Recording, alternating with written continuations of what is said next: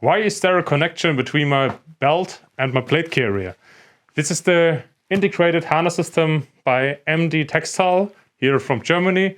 And you have a fully certified harness system which is integrated in the tactical equipment. So I have a normal seat harness for standard rappelling, but as you all probably know, when you do rappelling with tactical gear, the blades can come in the way, especially if you have a dangler or just a tourniquet like this, or if you're just a smaller person, the blade can really get up here and be annoying, so it's not comfortable.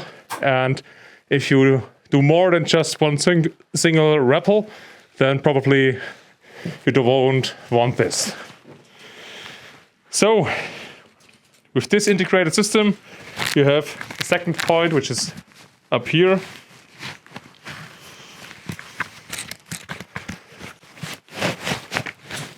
And with this, you have the chest harness, and you sit or hang like this, which is a lot more comfortable, and you don't fall backwards. You have nothing choking you.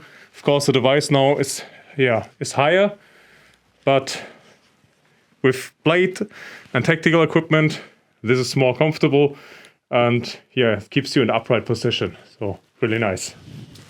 Also a big benefit if you have a heavy backpack.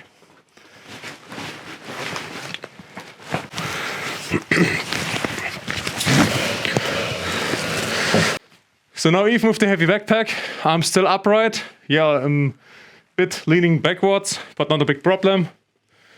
And rappelling with this is also still possible.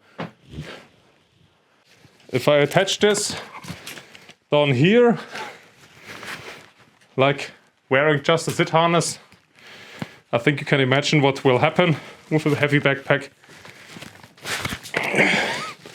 You will have a hard time staying upright, and you can even fall over.